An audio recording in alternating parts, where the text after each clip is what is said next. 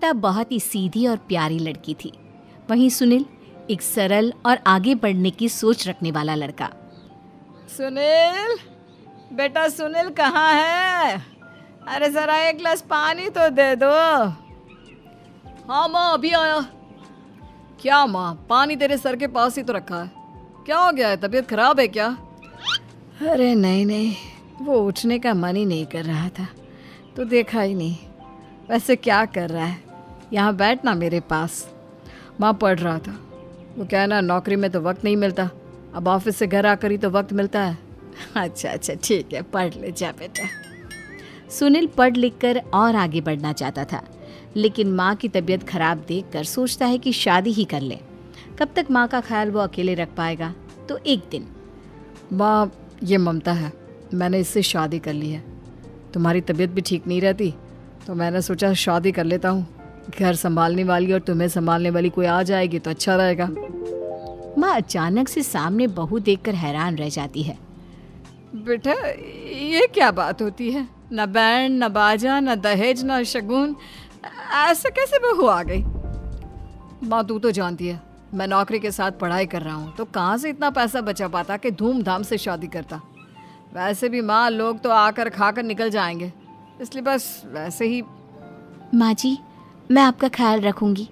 वैसे भी ये आगे की पढ़ाई कर रहे हैं, अच्छा कुछ कर गए तो सबके दिन फिर से अच्छे आ जाएंगी। सास को ममता की बात ठीक तो लगती है, लेकिन मन में कहीं ना कहीं लगता है कि कहीं बहू बेटे को लेकर फुर्र ना हो जाए और फिर तो वो रह जाएगी अकेली। बेटा देख, मेरा जो कुछ भी है वो सुनील ही है, और सुनील का भी अब इस दुनिया में मैं ही हूँ और कोई नहीं। क्या सुनील? बिल्कुल माँ, लेकिन आज से ममता भी मेरे जीवन का अहम हिस्सा है, जैसे तू है। सास को बड़ा बुरा लगता है कि उसकी सल्तनत में कोई और हिस्सेदार कैसे हो सकता है। कैसे कोई और उसके 30 साल के बेटे की जिंदगी में अचानक से आकर बराबर का हिस्सेदार बन सकता है। देख बहू, मैं भले थोड़ा बीमार रहती हूँ, लेकिन इसका मतलब यह नहीं कि घर की चीज़ों में मेरा कंट्रोल खत्म हो गया है। मैं आज भी इस घर की रानी हूँ, समझी? बेटा सोचता है कि ये माँ को अचानक से क्या हो गया। कल तक जो माँ कहती थी कि जिंदगी का कोई भरोसा नहीं, वो अचानक से जंग के मैदान की झांसी की रानी कैसे बन गई? माँ क्या हो गया है? सब ठीक है ना? अचानक कैसी बात कर रही हो? ममता का आज पहला दिन है, स्वागत करो उसका।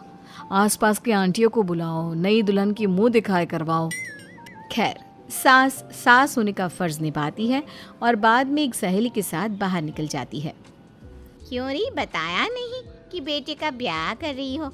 वैसे तो सारा दिन हम ही में घुसी रहती हो। अरे मुझे भी तो अभी पता चला, क्यों अचानक सर पर लेकर आ गया। कहता है बहू है माँ तुम्हारी, अब इसको भी इतना ही मैं प्यार करता हूँ जितना तुझे करता हूँ।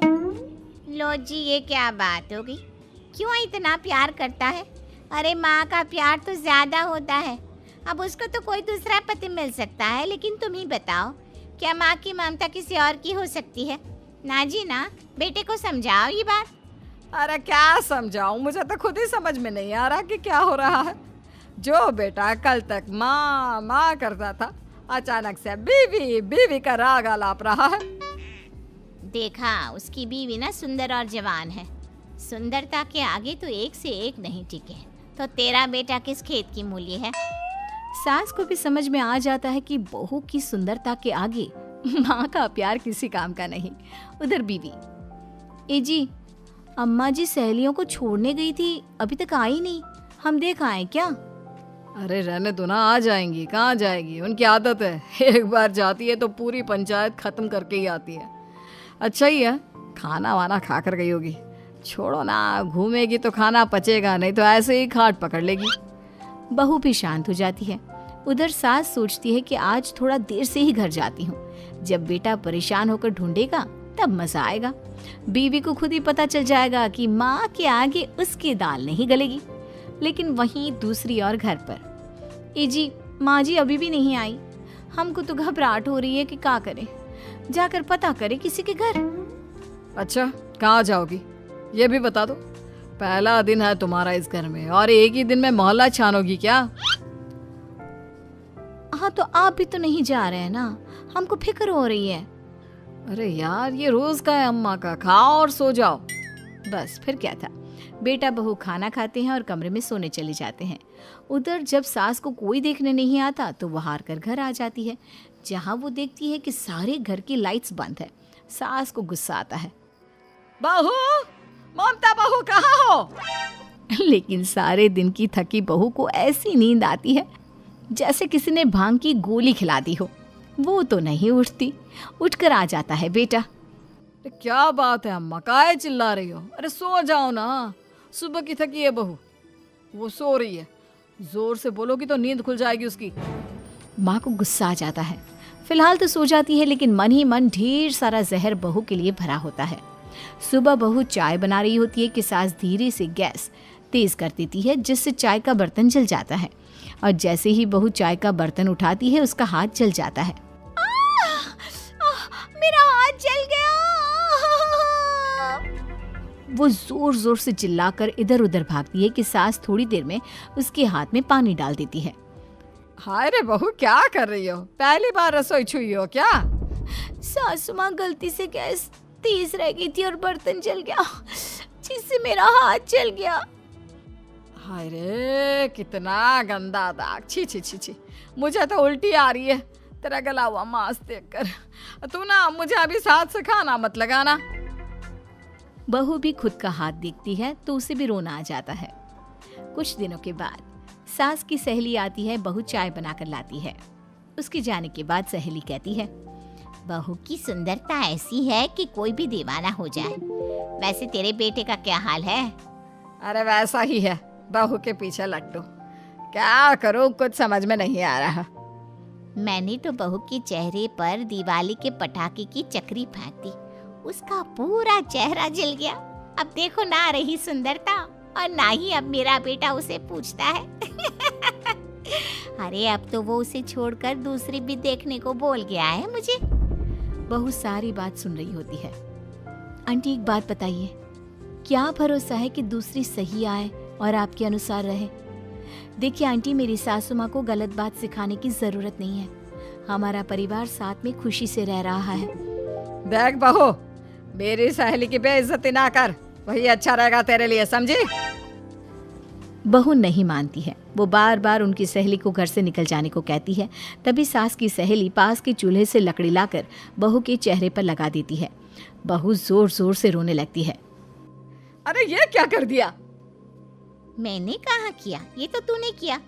तू ही नहीं चाहती थी कि बहू बेटे के साथ रहे, भला मैं क्यों करूँगी?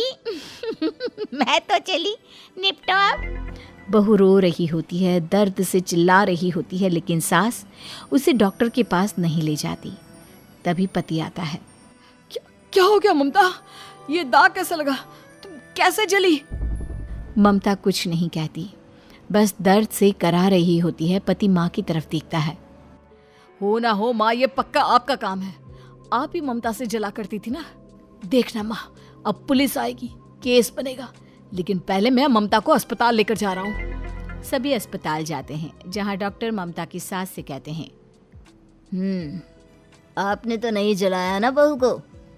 अब ममता की सास के तो पसीने छूट रहे होते हैं। वो घबरा कर कहती है, ना ना डॉक्टर साहब, कैसी बात करते हैं? हम क्यों जलाएंगे अपनी बहू को? डॉक्टर ममता के पति से पूछते हैं। देखिए, क्योंकि ये ससुराल में जली है तो मामला पुलिस का बनता है, तो आप पहले पुलिस को बुलाइए, तभी इलाज पूरा होगा। सास डर जाती है कि अब तो बच्ची जिंदगी जेल में ही रहना होगा। रहने दीजिए ना, पुलिस को क्यों बुलाना? सारी हंसी खत्म हो जाएगी जब पुलिस के डंडे पड़ेंगे। बहू को जलाना भले ही बहुत आसान हो, लेकिन उसके बाद सारी जिंदगी जेल की हवा खाना। सास डर जाती है। पुलिस आती है। पास लेटी दर्द से करा रही ममता स्टेटमेंट देती है। तो क्या हुआ था? कैसे जली आप? ममता पास खड़ी सास को देखती है। बेटी बताओ, कैसे जल गई तुम? ओए, काका का किरण वाली शाहरुख, चुप, बिल्कुल चुप। सास चुप। सभी इंतजार करते हैं कि ममता क्या बोलेगी। जी मैं खाना बना रही थी, लकड़ी उड़कर मेरे ऊपर गिर गई और मैं जल गई। सास बहू की बात सुनकर रोने लगती है। देखा माँ, कितनी समझदार है ममता। ये चाहती तो, हाँ बेटा, ये चाहती तो मैं आज जेल में होती। मुझे माफ कर दे। मैं आगे से अभी कभी ऐसा नहीं करूंगी। बहू के साथ मिलकर रहूंगी। मुझे माफ कर दे।